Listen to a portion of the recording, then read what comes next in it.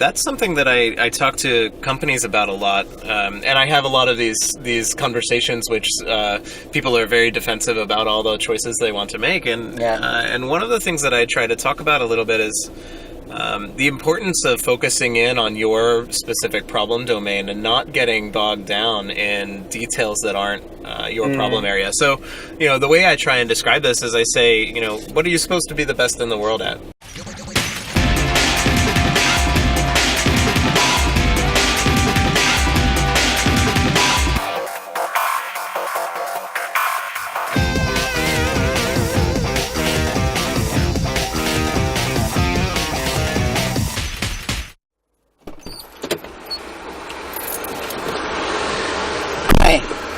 Hey, how are you? Good.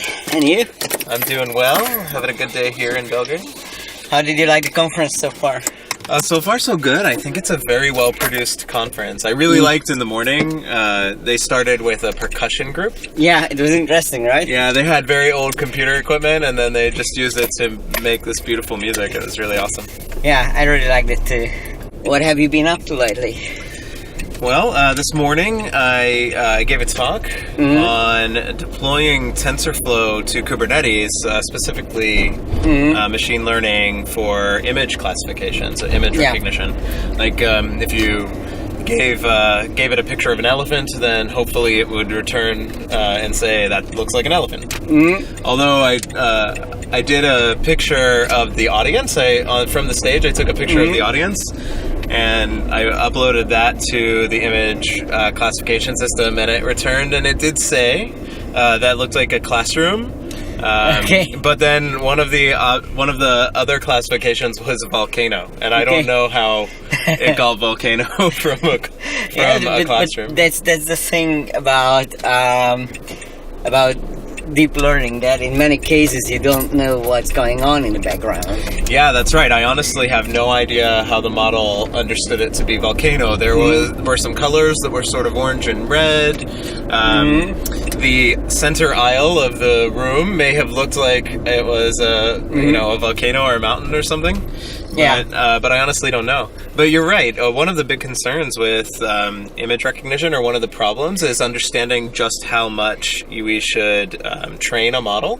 If we train a model too specifically, then we'll get back very specific results. And sometimes, so I work for Google on Google Cloud Platform. So we have a Vision API that you can use that has a REST API.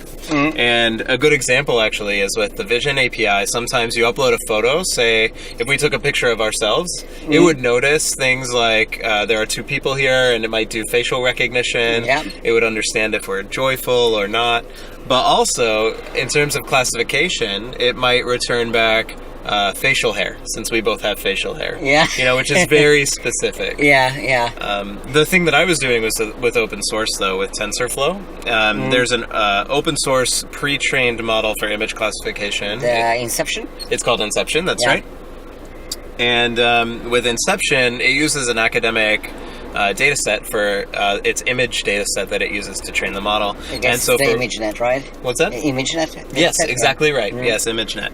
And so because of whatever it understood about ImageNet, and then the photo that I took and tried to classify against its existing knowledge, it thought volcano was an option. Of course, I took a picture of myself and ran it through the model, and it came back and said it looks like a drumstick, which I think might be like a percussion drumstick. Well, you look like a drummer, so... Yeah, it's the hair. Yeah, exactly. So maybe it was just learning the surroundings, because that's one of the things that I also ran into while I was playing around with deep learning, is that sometimes you get this situation where the model learns like the surroundings of the objects and not the object itself. That's right. So one of the examples that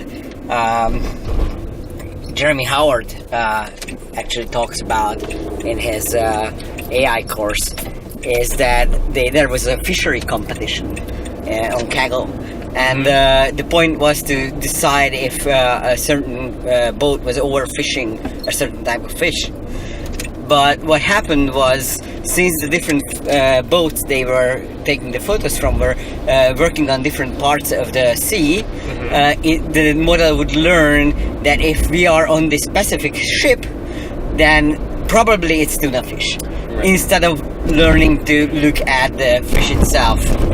Right. So they can have trouble understanding the specific subject. Absolutely. Yeah.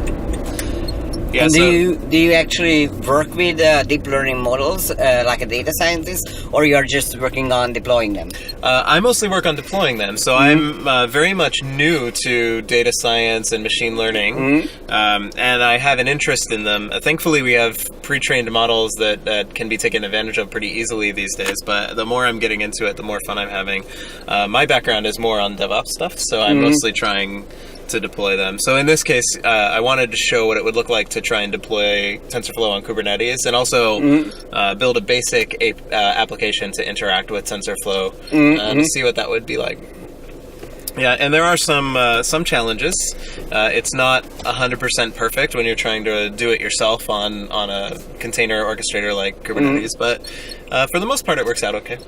Yeah, it's interesting. Actually, I was in Krakow a month ago at a different conference, and I had Shahil Dua on this very show, and he is doing the exact same thing at Booking.com.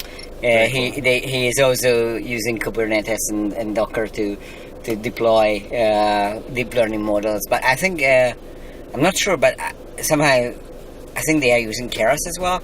I'm not sure about that. No, but, right. Yeah. So you said he's from Booking, or he's working at Booking.com right now? Yeah.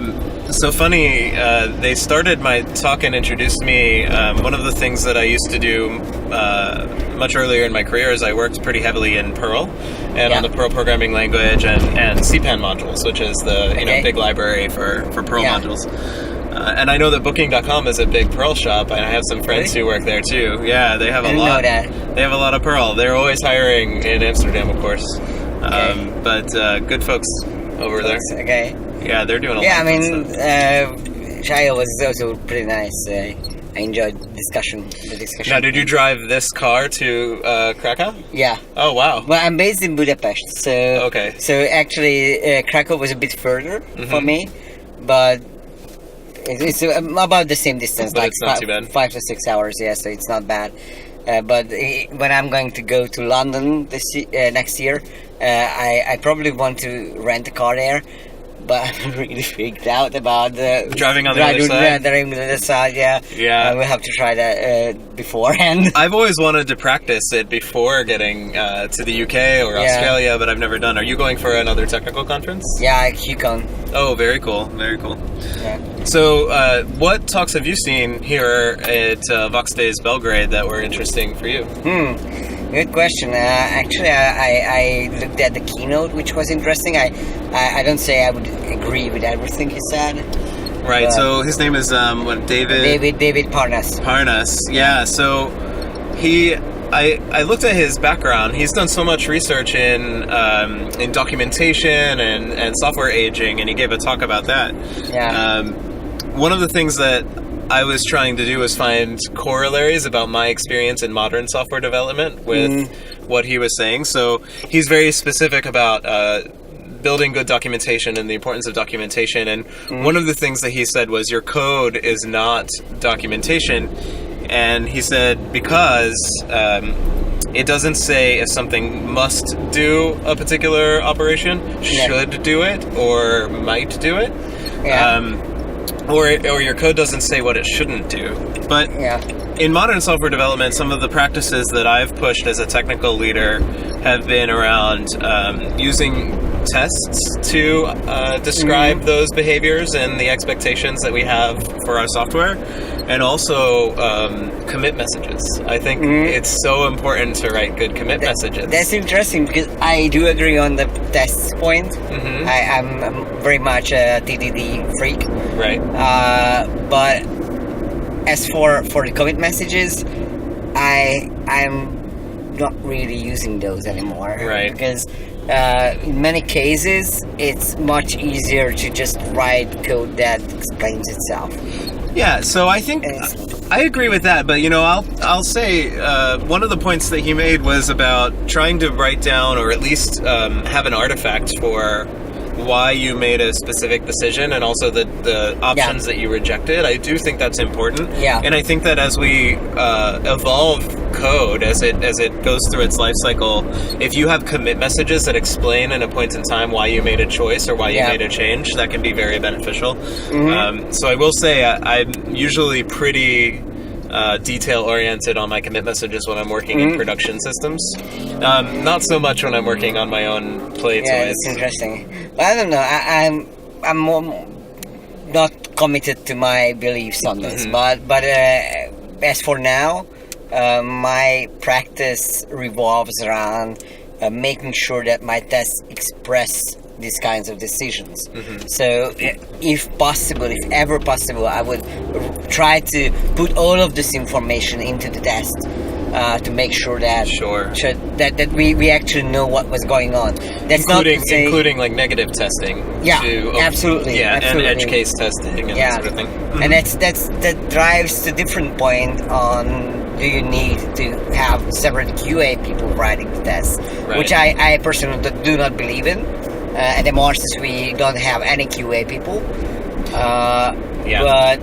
But for that to work, you actually have to have like developers who are very meticulous in writing their tests, right? I think so too, but I think that's a culture thing. We build teams that have a certain culture, and you can have a culture of meticulous testing. Yeah. And it's one thing to have 100% test coverage, but it's another thing to have a really good test suite. Yeah. And you have to trust that your test suite is testing properly, testing well, not just that you've actually executed all the lines of code. And actually, it's pretty important that when we come to the question of culture, and especially engineering culture, right? Because if you are relying on an engineering culture that makes people write very detailed tests, makes people use very long function names. I mean, 80 character long function names are not like bad thing for me. If you need that amount of information, you should include that amount of information. Right. Of course, that also means that particular function will be doing something really specific. Right. But that's okay. If you don't write long functions and you write shorter functions, then they're generally easier to understand. Yeah. But encapsulations do require good naming. Yeah, if you're going to use an abstraction of some kind, then you have to name well. And if you want to have a culture like that, you have to actually invest in that. And that's one of the things that I was doing for the last 9 months. I was leading a team, and everyone who came into our company was starting on that particular stream. It was called the boot camp. Right. And then my sole job was to make sure that they learn these practices that we have heavily invested into the no testing culture, which just means that we don't have QA people. Right. But we have a lot of automated tests. No branching policy, which is really controversial. That's interesting. So you don't do branching even for in-flight development? No. The only way we use branches are release branches for client code. Okay. Because that way we have one branch that deploys to staging and another branch that automatically deploys to production. So whenever you want to deploy to production, you just do a rebase on the release branch. But locally, as a developer, you can branch all you want, but... well, we don't do that either. Oh, okay. So what we do is you have your single working branch on your computer, and the idea is that you should be able to commit and push to the master branch every 30 or 40 minutes. Oh, I see. So that also means tiny changes, and that also means abstraction, branching by abstraction. So that's and also we have like this DevOps culture.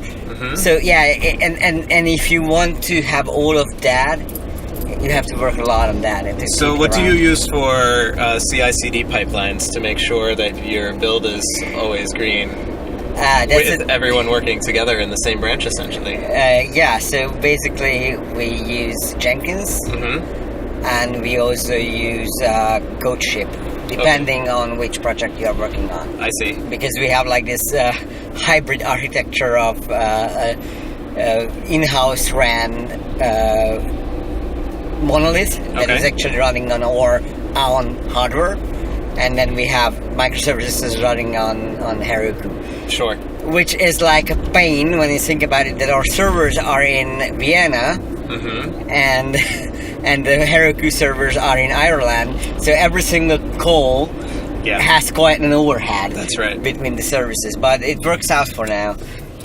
That's interesting. Okay, so I have more questions. As a developer on your team, if I was working and collaborating with some other engineers on a feature or on a specific line of development, do we all just work on master on top of each other's work independently, or do we pair program? How do we do it? We do a lot of pair programming, but of course we have like 4 to 6 people on the team, so pairs are going to work on the same branch and commit onto each other, although we usually work on a single story. So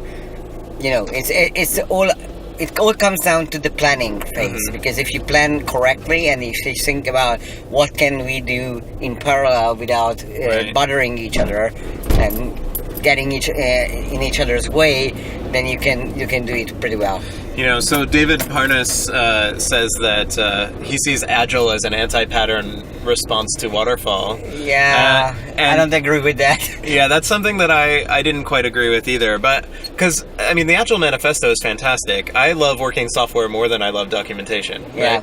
And I do believe that a test suite and I mentioned commit messages, I think, can be really excellent forms of documentation, and together they can provide a historical accounting of the evolution of a product or a project. But and I also like people over process. These are things that I like. It sounds like you like that too. But I do think that capital A Agile or Scrum or a lot of these industrialized forms of Agile kind of build different types of processes that can get in the way that I don't like either. Yeah, so the thing is, I personally think that Scrum is like over formalized, right? So for me, what works is, and that's what we do actually, is extreme programming, right? And doing it from first principles. So I think that's really important to understand the underlying reason for each decision, because otherwise people just don't understand why we are doing things. So let me give you an example. So, and I think that happens a lot with Scrum, but this example is actually going to be from my practice. So we have this single branching policy that I already told you about. Yep. And what happened was, when people were coming into this bootcamp team, after a while, what I realized was that they were sending patches to each other in email. Yeah. And I was like, oh my god, why are you doing this? And then they said, well, we are not allowed to use branches, so that's how we solved moving code from one machine to the other. And I was like, you didn't get the point. Because the whole point was that you shouldn't have a change set that you cannot commit whenever you want to. Right? It's like extreme continuous deployment. Extreme continuous integration and extreme continuous deployment. What I love as an example is Etsy, where every single push is automatically deployed into production without question. And I think that's really interesting. Okay, but we have talked a lot about me. Well, I'm very interested in these topics. But yeah, we could talk about other stuff too. So going back to what you've been doing. So you said that you had like previous projects that you were mentioned that they mentioned about you when you went on stage. Oh yeah. So can you tell me about those projects? What have you been working on? Yeah, so it's sort of a I like to call it a parlor trick. The thing that they mentioned in particular is that I used to work on the Perl programming language, mostly around standard libraries and a lot with CPen modules. And so every Mac that's ever shipped with Mac OS X has Perl on it and has my software on it. So I can walk into an Apple store and like pull up my name and email address on a machine right there on the in the store, which is kind of fun. That's kind of neat. And I love that that Apple still distributes, the open source software, and they use a lot of Perl in like configuration scripts and that sort of thing. I also like that they distribute the documentation that comes with it, at least for Perl as well. I like that too. But I mentioned that I'm working with Google Cloud, so I work at Google, and I've been there for about 6 months, and what I've been focused on is helping large companies move into the cloud and try to be effective with that migration, because it can be quite challenging, especially for companies that have existing software. Working basically as a consultant out of Google? That's right. So I have a strange title. I think it's strange, and maybe you have a better idea about what it is. It's called Architecture Advocate. Okay. But basically, my role is to be an advisor and to try and help these companies with a plan to get from where they are now to where they want to be in terms of cloud computing or modern software development. So, concepts like technical culture and software delivery lifecycle. These are very interesting to me. And then around that, because I'm fortunate that I work for Google, I get to play with all sorts of other technologies. So I get to play with machine learning and all kinds of open source tech like Kubernetes and Tensorflow, and just sort of learn about that stuff. And what I learn, I try to share. So I go to these conferences and give talks like the one I did today. Okay. Yeah, and it's pretty fun. I have to say. Do you use any cloud computing tech right now? Other than Heroku, I guess? So I mainly use Heroku. I actually have a few things in AWS, but sure. Basically, what I was mainly using AWS for are my deep learning models before I built my own GPU. Cool. Yeah, I see. So when it comes to things like Heroku as a platform is very similar in its interfaces to Cloud Foundry, which is an open source platform as a service that I used to spend a lot of time with. So before I joined Google, I worked with a company called Pivotal, which is a main contributor of Cloud Foundry out into the world.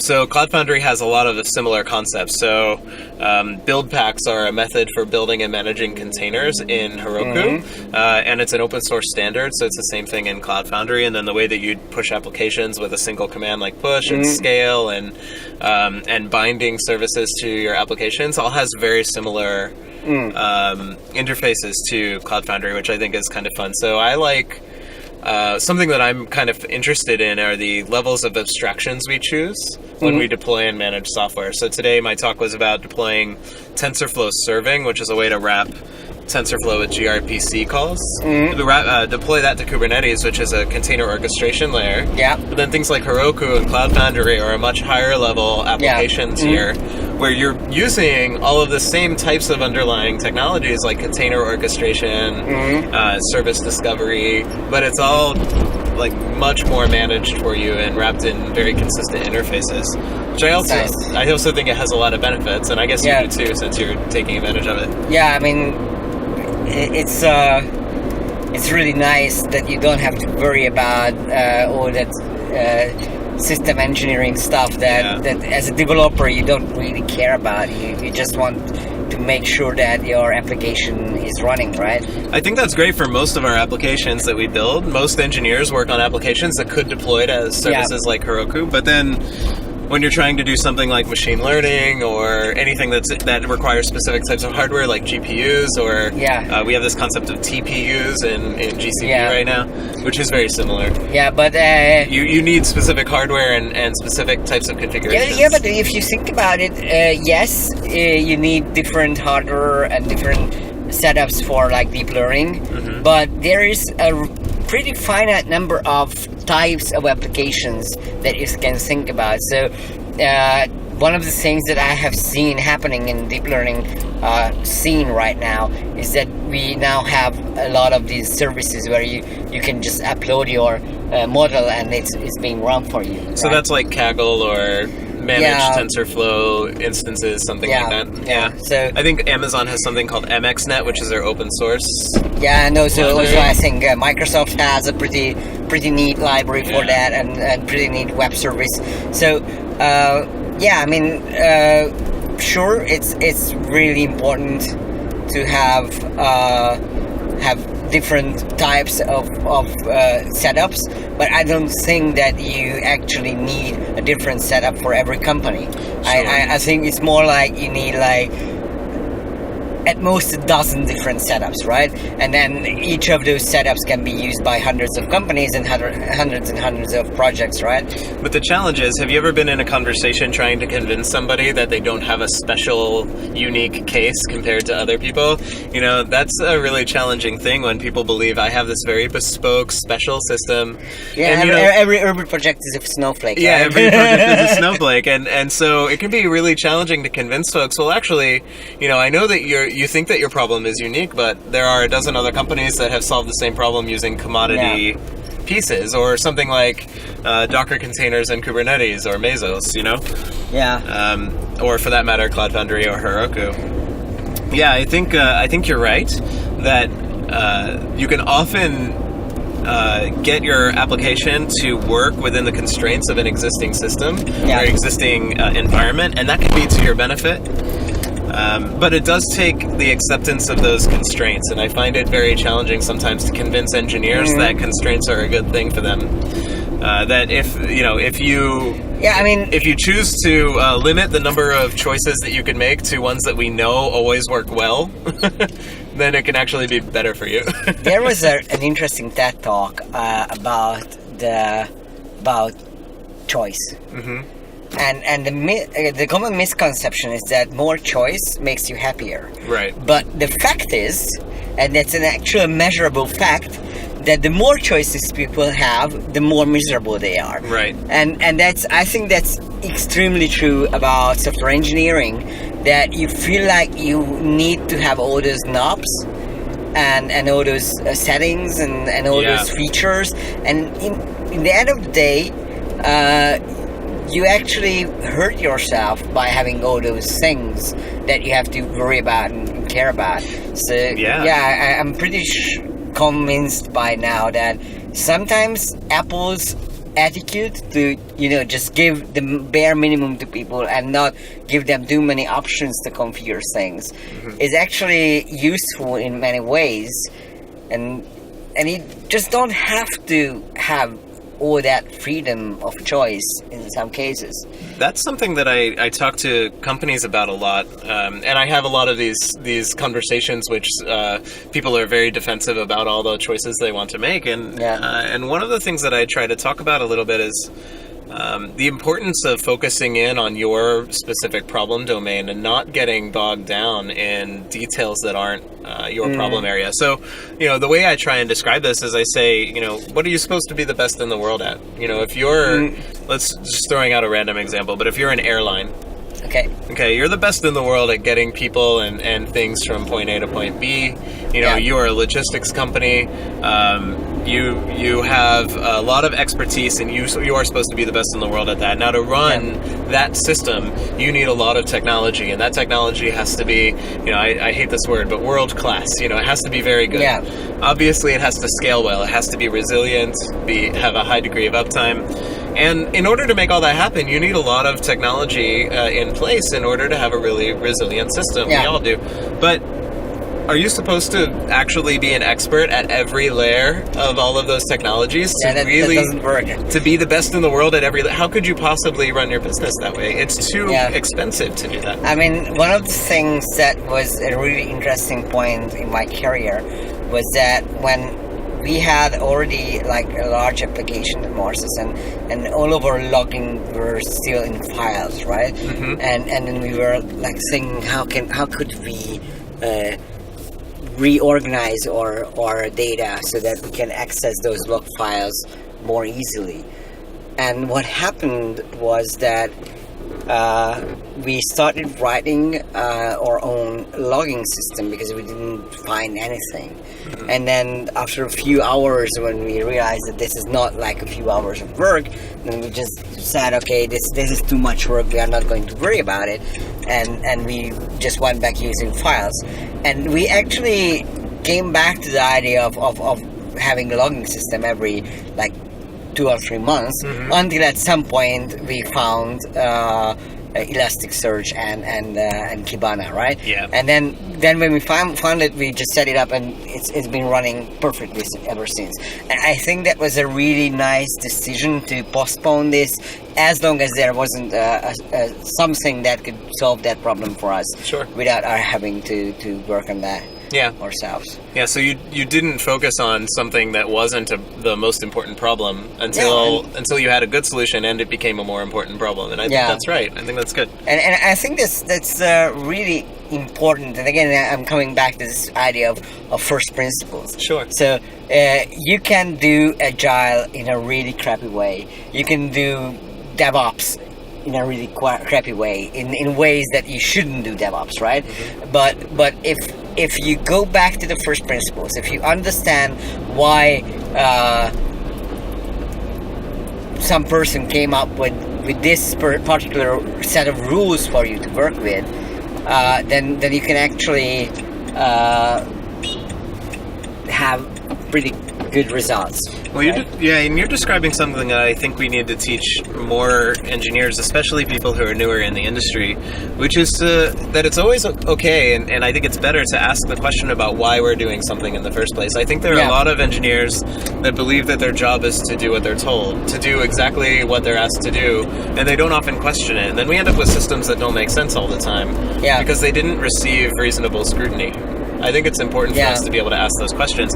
So if you can build a culture where people are actually asking the question, why are we doing this? And actually that's one of the things that I really like to test during the interviews when I hire people, is are they ready to ask questions? Are they ready to question what I do? Right. So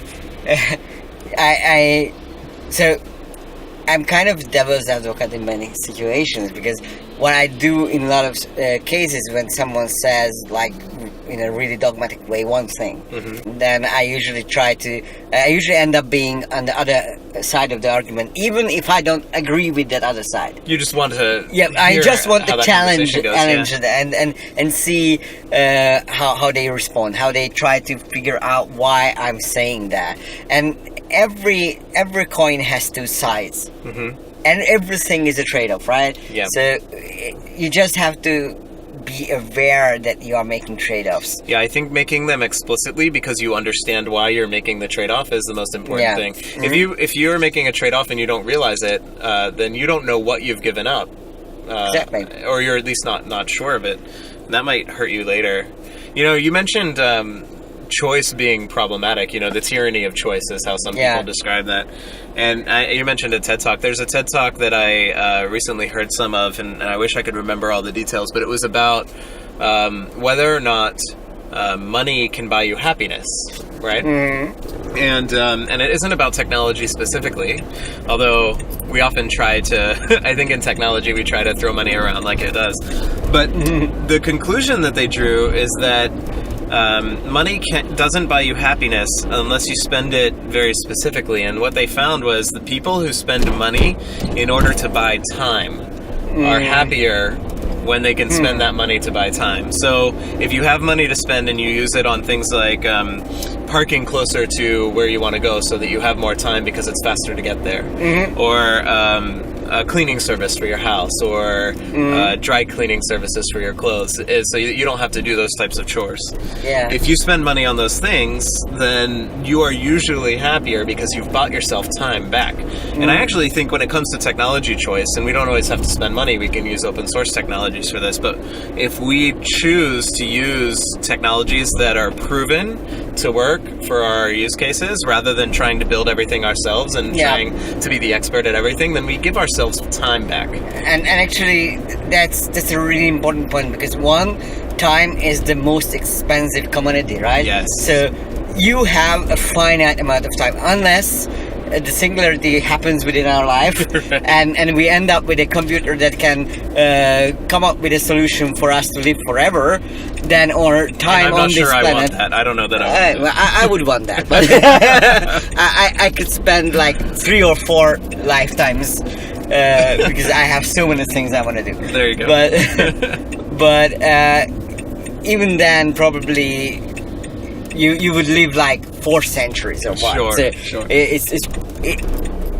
anyway, your time is pretty limited on this planet, right? Yes. So you want to use that time in a very smart way that actually makes sense. And yeah, as a company, that's also true. You want to, time is money. That's not like it's cheesy to say that, but that's just truth, right? It is true, yeah. And I think that's another thing that I try and talk to companies and teams about is take advantage of technologies that you know are going to work. You know, they might not have your specific design ideas built in place, but they'll be pretty close. And that can get you a long way. You know, there are these technologies in open source, and we already use them, right? Programming languages that we rely on, like Go or Java or JavaScript, you know, we might not think they're perfect, but they've been proven to work in most cases, and they'll probably work for us. And then we can build up from there. So I think the main point here is that work on the stuff that is your core business. Yes. And don't do anything else, just your core business. Yeah, there's something, this is the way I describe it. There's something that you're supposed to be the best in the world at, so focus on that. And I don't know, I like to try to be good at what I do, so I spend time on that. And then there are problems that I have fun with. So one of the things that I used to do many years ago is I used to make micro Linux distributions back when I could still get a floppy disk into a computer, which you can't do anymore. And you can do this with USB still, but I would make floppy disk size Linux distributions and customize them, and that was super fun. And so I've got a lot of fun memories of playing around with the Linux kernel and building it and trying to make it as tiny as possible.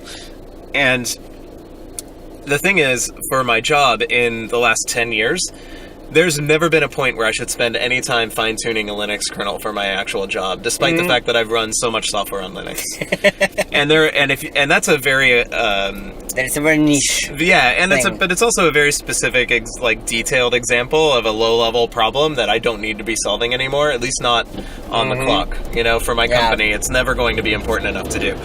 I can take advantage of nearly all the time. I can take advantage of off-the-shelf distributions and configurations, or I can fine-tune those using even configuration tools that have already been pre-built for me to do things like locking down a Linux system and making it secure. Yeah. You know, I just don't have to do that anymore. So I would rather play with fun toys, and I've got all these toys. Yeah. Thank you for watching this episode of The Morning Commute. I hope you enjoyed it and maybe it earned your subscription. If you would like to meet me this year, there is going to be plenty of opportunity because I'm going to a number of conferences. First, in March, I'm going to go to Vienna to the Vox Days, where I'm going to do a talk called Learning to Fall. It's about how you can build a service that relies on other services to achieve a complex scenario and make sure that this service is still resilient even if those other services fail sometimes. After that, in April, I'm going to go to the ENAT conference in Belgrade, where I'm going to talk about how you can protect your engineering culture, even if your company is hiring a lot of people. Essentially, we set up a bootcamp for new developers, and I'm going to talk about how this bootcamp was set up and what kind of results we had with it. In May, I'm going to do a workshop at the Craft conference in Budapest. It's going to be about delivering value early and often, which is, I think, very important, and it's the cornerstone of Agile practices. We are going to build software and make sure that we have quick feedback loops using continuous deployment and lean startup techniques. If you know about Lean Poker, this is essentially going to be Lean Poker. After that, in May, I'm going to go to Cluj in Romania to the DevTalks conference, where I'm going to do the same bootcamp talk as I did in Belgrade. And also in June, I'm going to go to Bucharest to do the same talk at another DevTalks conference. So it would be lovely to meet you at any of these conferences. So I left links in the description to all of them, and you can pick and choose, and maybe we can meet in person. And if not, then, well, see you next time on this channel. Bye.